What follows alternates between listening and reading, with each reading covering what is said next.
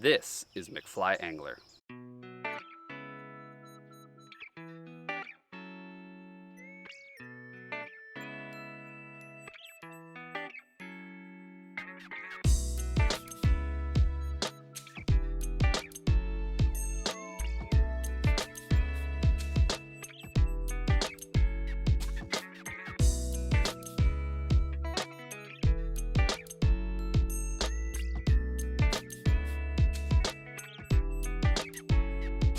Starts now.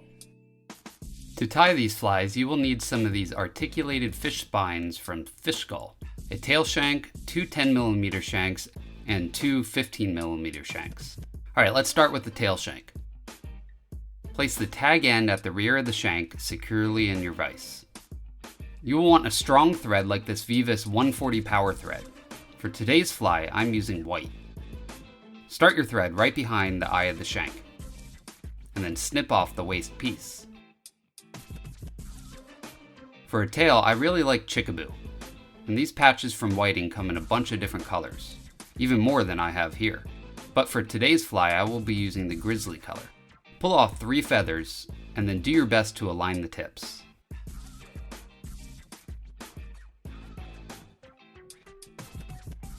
Then grasp the tips with your fingers, and pull off all the shorter fibers at the base of the feather. I find it helps to wet the feathers before tying in as well. Measure out about an inch behind the shank, and then transfer that measurement to your other hand and tie it in with a few wraps to secure it on top of the shank. Now, I will be using 3 different scissor types for this fly: a fine point spring scissor, 4-inch razor scissor, and a longer 5-inch hair scissor. So for this, let's grab the fine point.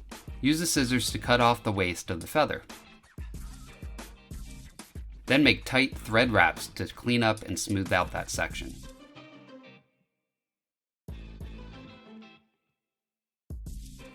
Now you can whip finish the shank and snip off the thread. For added security, I like adding some UV curing resin, and this ultra thin from Solarez is really good stuff, as it has an added brush to help with application. You will also need a UV light to cure it, and this is a great option at a good price. I will link to this light if you're interested in the description section. Paint on UV resin so it covers the thread, and then cure it hard with your light. Now we will need 2 of the 10mm shanks. Place one of the shanks securely in your vise with the open part up, and then place the tail shank in the loop of the spine. Start your thread over the open part of the loop and make tight wraps to close it. Snip off the waist thread, and then make wraps to cover the end of the loop there. But be careful, as the metal is sharp and can cut your thread. I make loose wraps over that part to keep it from cutting my thread. Bring your thread back as far as you can on the shank. Now we will need some Gamechanger chenille. They make a wide range of colors, but simple white is good enough, as you can color this to your preferred color pattern. Cut off a section about this long, which should be enough to finish the whole tail. Okay, so I forgot to film this part here, so I'm showing what I do further in the video. But you will want to pull off a bit of the fibers at the tip of the piece to expose the chenille core. Then tie the core into the shank with tight wraps and back deep into the bend of the loop. Bring your thread back up to the eye of the shank. Then make touching wraps with the chenille up the hook shank, all while stroking back the fibers to keep them aligning rearward.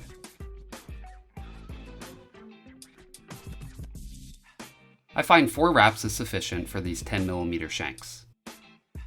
When you reach the eye, then capture the piece of chenille while trying to trap as little amount of the fibers as possible. This can be tricky though, but it helps to wiggle your thread through the material a bit. Make 2 wraps over the chenille, and then pull everything rearward and make a few wraps in front of the chenille as well. Take your fine point scissors and clip off the chenille at the core, as close as you possibly can. Then pull everything rearward once again and make multiple wraps to clean up the head. Now you can whip finish the fly and snip off the thread. Add some more UV resin and cure it. Now do the same thing with the next 10mm shank. I'm going to show the video sped up here so you don't need to watch me do exactly the same thing twice.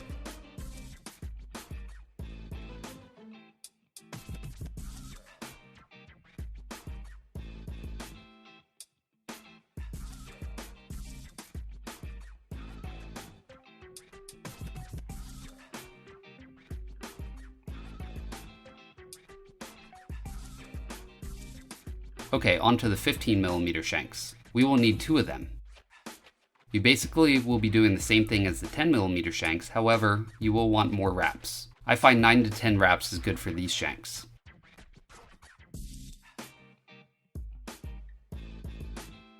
By the way, I forgot to mention, when wrapping the chenille, periodically you want to pull the chenille tight to make sure it's wrapped on really tight. I usually pull it tight after about 2 to 3 wraps.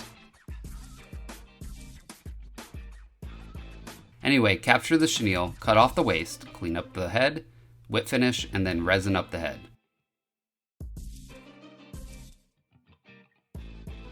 Repeat this process with 1 more 15mm shank.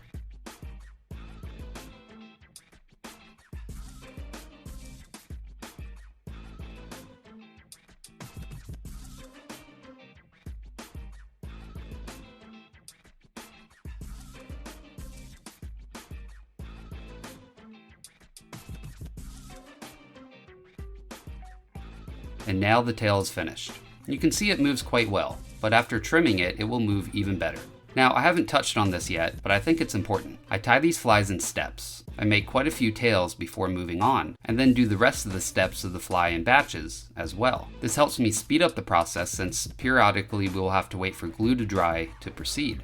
So for hooks, I really like these Gamechanger SL12S shorts in size 1. Now you could use any short shank stout hook, including these great priced hooks from Risen Fly. Place the hook securely in your vise. Now we will need some weight to sort of keel the fly. 0.015 size lead wire works great for this, and I find putting it on a bobbin helps with wrapping onto your hook. Start the wire towards the back of the fly, and make 10 to 15 touching wraps. Break off the excess wire, and then push the wire section together, and push down any pieces sticking out. Then push the wire back into the bend, so it's positioned with all the wire below the top part of the shank. Now start your thread towards the rear of the hook, but don't cut off the waist just yet. I use this waist end to help my thread jump over the lead bump. After tying sort of a dam below the lead wire, then cut off the waist thread. Now with multiple wraps, cover the lead wire, ensuring to smooth out the transition from the lead bump to the hook shank. So it's hard to tell here, but I am spinning my thread counterclockwise to uncord it. This is a flat thread, so it will help to smooth out the wraps and cover more area with each turn. I find this really helps to cover each section of lead that the corded thread might miss. So you can see here that both sides are now covered. Then whip finish the fly and cut off the thread. Now we would need some super glue. I like this brush on Loctite, which makes application easier. Paint some super glue over the thread wraps like so. Then take your hook out of the vise and place it aside to dry. As you can see, I have a few hooks drying. This saves time to do this in steps, as you can prepare a few hooks while the others are drying. Alright, now that this is dry, put the hook back into your vise and start your thread again, this time right in the middle of the hook shank. Snip off the waist. Now you need some wire. There are many options, but I like using the Senyos coated intruder wire. For this size fly, use the one that says for hook sizes 6 or larger. This is very strong. Place the wire on top of the hook and tie down with a few tight wraps.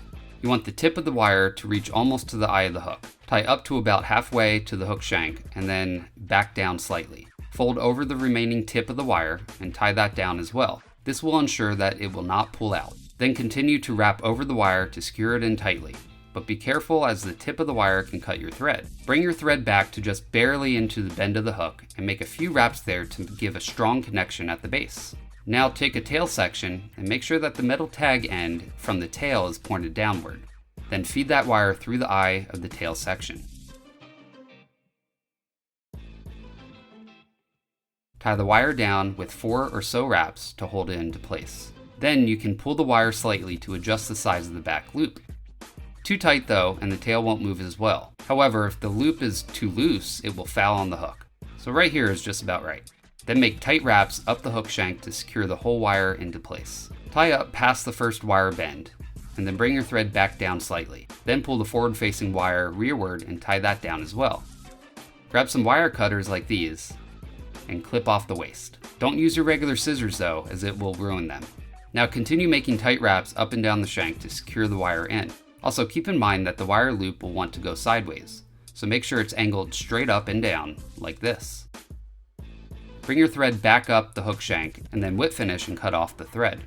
Now we were adding some super glue. This not only ensures that the wire won't slip out, but it also hardens the thread and ensures that the wire loop won't go sideways after a fish strike. Now this is the end of another step. Like before, we're placing this aside, and we can tie on a few more tails while we wait for the glue to dry. Alright, now that the glue has dried, place the hook back in your vise. Start your thread near the front of the fly, clip off the waist, and bring your thread back to right in front of the wire loop. Now, while you use up the chenille, you might end up with a short piece like this. Definitely not enough to wrap the body with. However, keep it for your next game changer, as it will work for the shorter 10mm pieces. Waste not, want not. So as before, like with every section, pull off the fiber from the tip of the chenille to expose the core, and then secure that onto the hook shank, right in front of the wire loop. This is really no different from tying onto the tail sections, but will require more wraps. Again, periodically tighten the thread like so, and I find 11 to 13 wraps is sufficient for this size hook.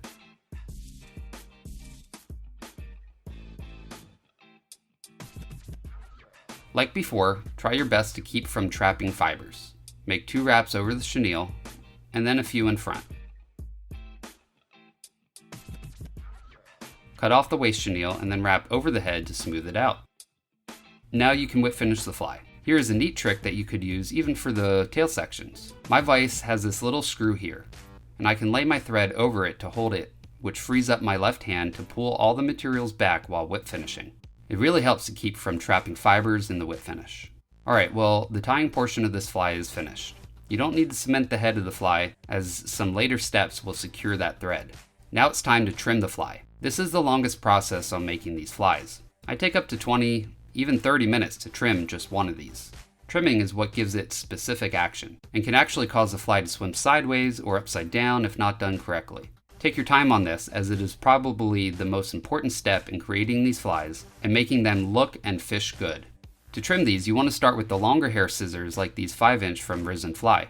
Turn the fly upside down and make sure that the tail is not twisted in the wrong direction, and that all the spines are aligned properly. Get the tail out of the way and make an angle cut from the tail up to the hook bend. Turn the fly over and make another angle cut from the tail up to the head of the fly, but don't cut too much into the head. Now turn the fly on its side and cut the side of the fly. You can cut deeper into the head section on the side here, as we want this to be shaped more tall and thin. Now do the same thing on the other side.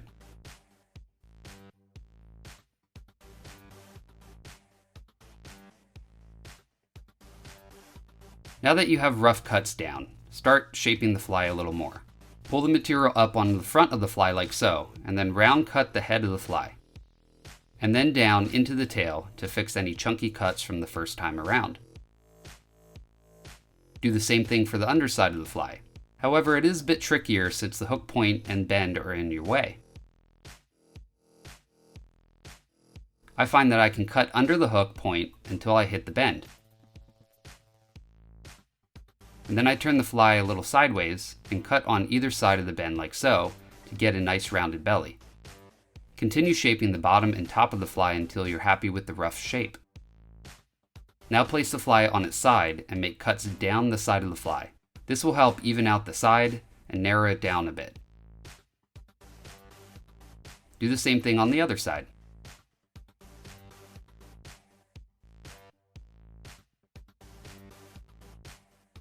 Now look at it from the front, and you'll be able to see where you need to trim to make it even on both sides. Shape it with small, precise cuts until you're happy with the shape.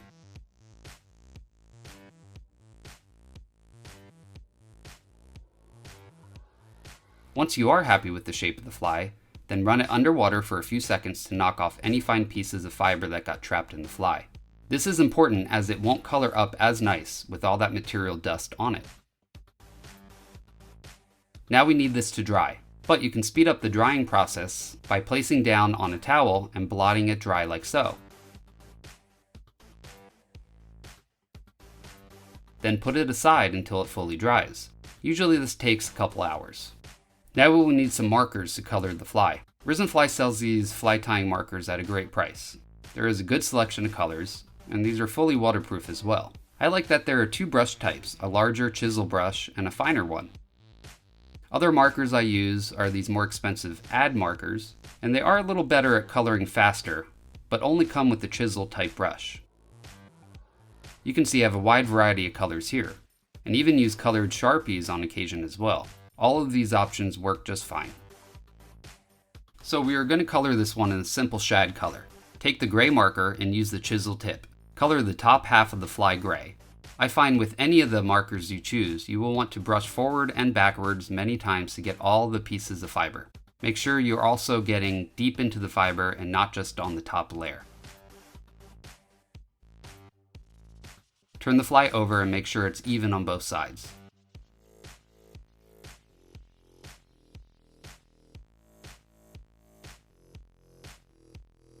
Okay, to darken up the head just a little bit more, I add a little bit of black like so. And then use my fingers to work it in. Before adding the eyes, you will need to prepare a flat spot to place them on securely. I use my fine tip scissors to cut out a small section on the side of the head of the fly. Make sure it's about the size of the eyes you're using. Once you trim out both sides, use a simple comb like this one to brush the cut material away. It also helps to brush out the rest of the fly to help release any trapped fibers. Okay, sometimes you need to trim out a bit more after brushing it out. And here you can see I'm creating a sort of rounded out section here to place the eyes. Also cut out any excess fibers at the bottom and top there as well. Just make this even and rounded out. Of course, brush it out again when done trimming.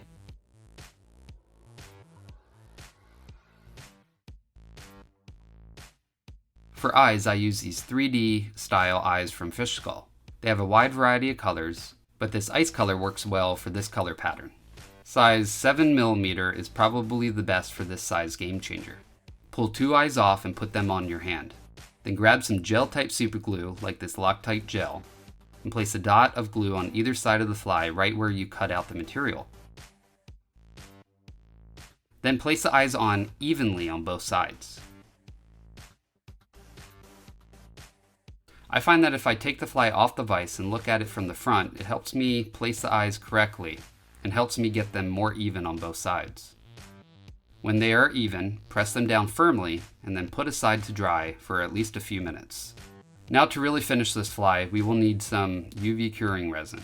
I angle my fly upward like so in the vise. I use Solarez thin formula with this handy metal applicator. Squeeze out a bit of resin in between the space of the eyes and a little over the front of the eyes as well, but make sure not to get any in the eye of the hook. Then cure it into place. Now I like a bit of a rounded bulge over the eyes, so I'm adding a bit more since it flattened out slightly after curing. Now angle the fly the other direction and turn over in your vise. Sometimes you need to trim away some fibers sticking out between the eyes. Just make sure that area is free of long fibers. Then add some more resin between the eyes on the underside as well. Place the fly back in your vise, angling straight. Then I like painting on some of this thin hard formula. I use a paintbrush to brush on a fairly large drop. Make sure it's coated evenly around the eyes.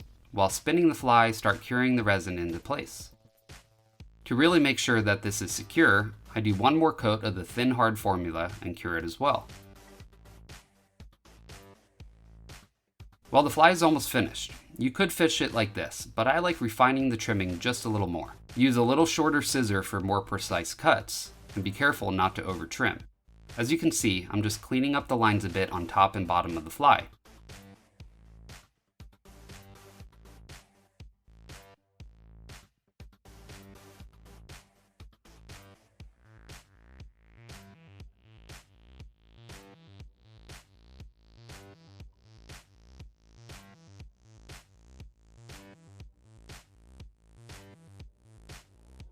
And I'm also trimming out any extra long fibers on the sides. And I make sure both sides are even on thickness.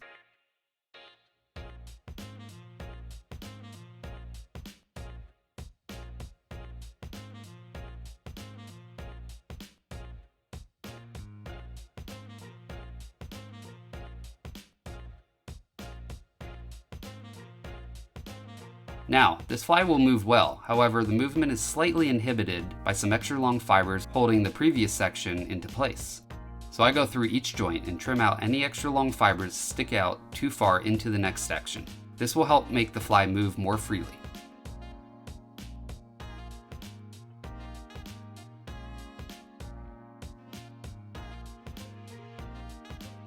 And there we go, the fly is finished.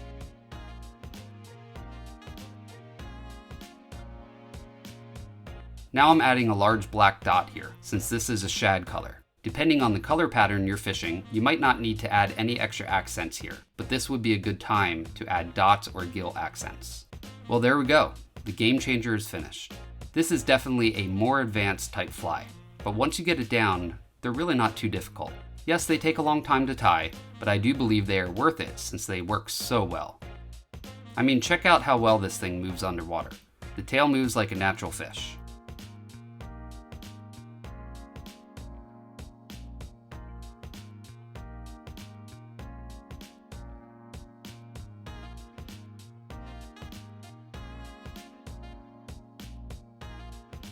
Even in slow-moving water, the tail moves quite freely. They are also very versatile and can be colored to just about any color pattern out there to mimic whatever baitfish you want to mimic. As you all know who have been watching me for a while, I work closely with www.risenfly.com and www.dooliesflyfishing.com. Both of these companies are great sources for getting fly tying materials and fishing gear. With Risen, they sell their own branded rods, reels, hooks, fly tying tools, and materials. Their prices are excellent, and the quality of all they sell is top-notch, especially for their prices. Doolies, on the other hand, sells all the name brand materials of hooks and other fly tying items you might not be able to find at Risen. Their prices are also great for these materials. And best of all, both companies are offering all of my subscribers a discount. So go to their websites, fill your carts, and type in McFly at checkout for 15% off from either of these great shops. If you haven't already, I urge you to check out my Patreon page. For as little as $1 a month, you could connect with me and get some extra benefits to yourself. Benefits include early access to my videos, discounts on orders with me. Yes, I do sell flies I hand tie. I can guarantee time of orders, which currently I am about 4 months backed up on orders, so this could get you some orders sooner. And even one-on-one help and advice from me. Basically, you can message me back and forth as often as you like and get answers from questions you have on fishing and tying. So go to my Patreon page, www.patreon.com/McFlyAngler, and check it out. Please subscribe and hit that like button if you haven't already. Also, let me know if you want to place some fly orders. And yes, I can sell this fly pattern I tied today. I will see you guys on the next video. Now you go catch some fish.